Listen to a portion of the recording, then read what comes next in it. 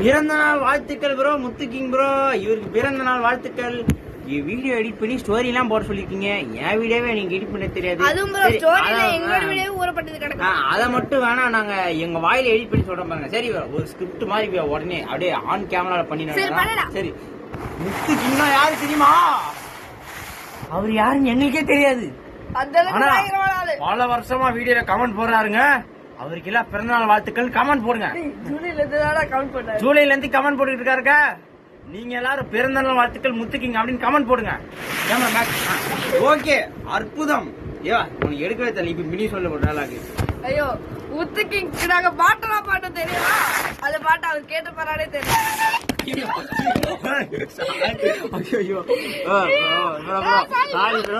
Angle இருக்கிறாங்க பேர்ல phone கேளும்.